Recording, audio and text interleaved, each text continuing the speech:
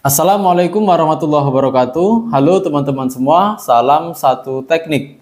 Nah teman-teman, beberapa minggu yang lalu saya mendapat sebuah berita ya, telah terjadi peristiwa kebakaran akibat adanya hubung singkat atau arus pendek pada sebuah instalasi listrik. Dan ini terjadi di daerah saya sendiri, di daerah Ujung Batu, Rokan Hulu, Riau. Nah, peristiwa serupa seperti ini sudah sering kali kita dengar dan kita baca dari media-media ya. Dan fatalnya biasanya peristiwa kebakaran karena hubung singkat itu sering terjadi di daerah-daerah padat penduduk atau padat pemukiman, sehingga potensi terjadinya korban jiwa itu sangat besar, teman-teman. Nah, di video kali ini saya akan membahas beberapa faktor yang menjadi penyebab kebakaran akibat kegagalan pada instalasi listrik. Nah, yang pertama, yang paling sering terjadi adalah hubung singkat atau arus pendek. Nah, teman-teman, hubung singkat atau arus pendek adalah proses bertemunya fasa dan netral secara langsung, teman-teman, tanpa melalui hambatan atau beban, sehingga ketika hubung singkat nilai arus yang terjadi atau yang mengalir maka akan melonjak sangat tinggi. Ini disebabkan karena nilai hambatan pada penghantar tersebut mendekati 0, teman-teman. Nah, kalau kita bicara di hukum Ohm ya, di mana arus adalah tegangan dibagi dengan hambatan. Ketika nilai tegangannya tetap 220 volt ya, dan hambatannya turun mendekati 0, maka yang terjadi adalah 220 volt dibagi hambatan yang nilainya mendekati 0, maka hasilnya adalah arus sangat tinggi, teman-teman. Nah, yang menjadi pertanyaan adalah kenapa pada saat hubung singkat MCB yang seharusnya berfungsi sebagai proteksi atau pengaman itu tidak trip. Karena sebenarnya fungsi utama MCB adalah sebagai pembatas dan pengaman arus, teman-teman. Ketika terjadi lonjakan arus maka seharusnya adalah MCB trip. Nah, kenapa pada peristiwa ini MCB tidak trip, teman-teman? Ada dua kemungkinan kenapa MCB tidak trip ketika terjadi lonjakan arus. Yang pertama adalah kondisi MCB sudah tidak normal, teman-teman, sehingga dia kurang sensitif terhadap lonjakan arus. Kemudian yang kedua adalah biasanya ini ada konsumen yang nakal, teman-teman. Nah, untuk menaikkan pembatas penggunaan daya, biasanya konsumen-konsumen nakal ini mengganjal tuas MCB, sehingga mereka bisa leluasa menggunakan daya melebihi batas yang ditentukan oleh PLN. Nah, sehingga ketika terjadi hubung singkat, terjadi lonjakan arus, baik itu yang disebabkan karena hubung singkat atau penggunaan daya, di mana arus tersebut melebihi batas kapasitas si penghantar, maka MCB tidak akan trip karena terganjal tadi, teman-teman. Nah, ketika ini berlangsung dalam waktu yang lama ya, si penghantar atau kabel ini maka akan menjadi lebih panas, teman-teman, dan kemudian mengakibatkan si isolasi kabel tersebut menjadi meleleh, kemudian terbakar. Nah, fatalnya lagi ini terjadi di daerah di tempat-tempat yang tertutup atau tidak bisa dijangkau oleh mata atau tidak terlihat. Contohnya di atas plafon ya. Ketika ini terjadi di atas plafon, terjadi hubung singkat, biasanya dia tidak langsung terbakar, dia akan meleleh dulu, teman-teman. Karena tidak terjangkau oleh mata, maka itu terbiarkan dalam waktu lama sehingga dia terbakar dan merembet ke bagian-bagian rumah yang mudah terbakar, seperti plafon, rangka rumah, dan lain sebagainya. Nah, penyebab yang kedua, ya penyebab kegagalan instalasi yang kedua adalah penggunaan material listrik yang tidak sesuai dengan perhitungan. Nah, pada saat proses pemasangan instalasi, sebenarnya tahap pertama yang harus kita lakukan adalah melakukan perhitungan, teman-teman.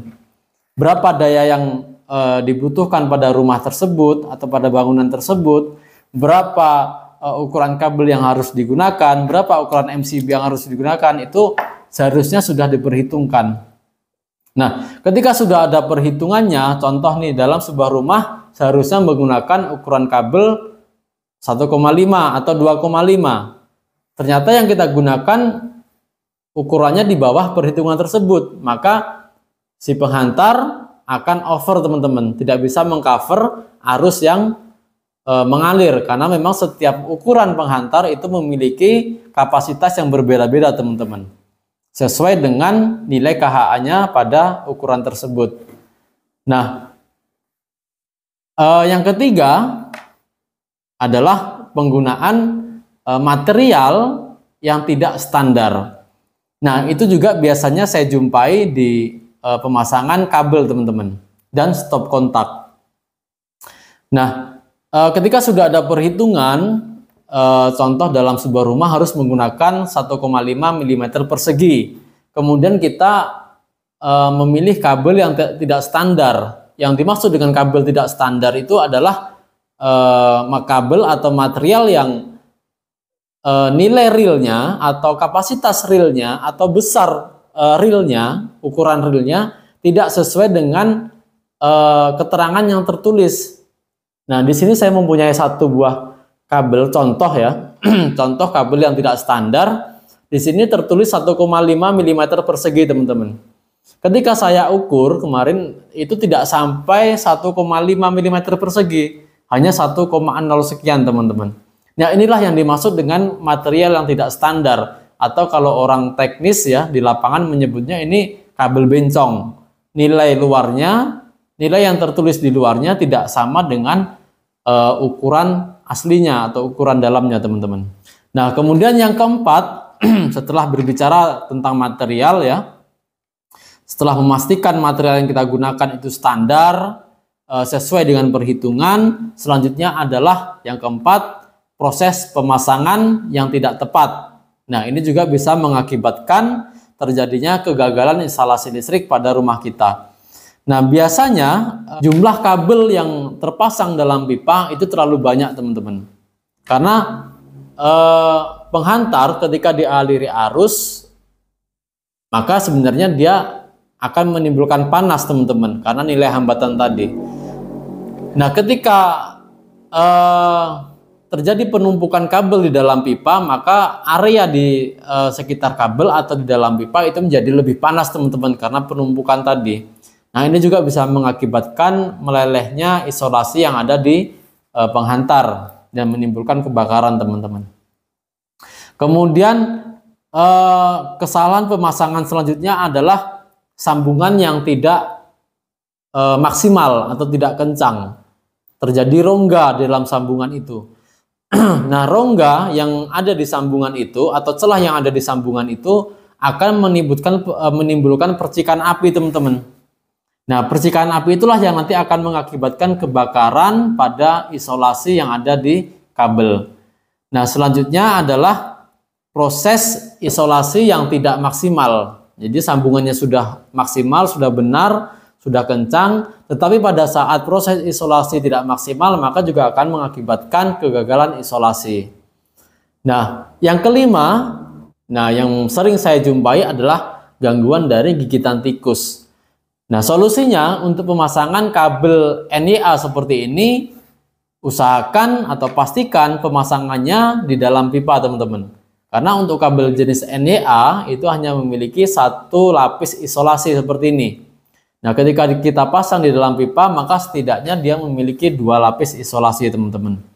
Nah, kemudian yang keenam, penyebab kegagalan instalasi listrik adalah menumpuknya beban pada stop kontak. Nah, ini seringkali terjadi pada pengguna atau konsumen yang menggunakan alat seperti ini atau sambungan model T seperti ini, teman-teman. Nah, ini yang paling sering terjadi penumpukan beban. Nah, contohnya seperti ini, teman-teman. Jadi model T seperti ini sebenarnya untuk memudahkan kita menghubungkan beberapa peralatan elektronik pada satu buah stop kontak. Tetapi juga harus kita perhatikan batas kemampuan si stop kontak atau batas kemampuan alat ini teman-teman. Kadang terlalu numpuk sehingga arus yang mengalir di peralatan ini sangat tinggi dan di luar batas kemampuan materialnya, sehingga biasanya di daerah colokannya ini teman-teman ini berwarna hitam karena sering terjadi percikan api dan itu bisa mengakibatkan kebakaran teman-teman. Nah, setelah memastikan hal-hal tadi berjalan sesuai dengan perhitungan, materialnya sesuai dengan standar yang ada dan pemasangannya juga sudah bagus, maka untuk mencegahnya adalah kita harus melakukan pengecekan rutin pada instalasi secara berkala. Usahakan setidaknya 3 tahun atau 5 tahun sekali kita melakukan pengecekan instalasi yang ada di rumah kita teman-teman. Nah teman-teman, jadi kurang lebih seperti itu beberapa faktor yang bisa mengakibatkan kebakaran akibat instalasi listrik pada rumah kita. Nah, listrik ini adalah api teman-teman. Ketika membesar tidak terkontrol maka dia juga akan berbahaya. Tetap gunakan material yang standar sesuai dengan perhitungan. Pastikan untuk pemasangannya diserahkan kepada teknisi yang profesional dan pastikan semua peralatan listrik kita digunakan sebagaimana fungsinya. Nah teman-teman, sampai jumpa di video selanjutnya. Wassalamualaikum warahmatullahi wabarakatuh.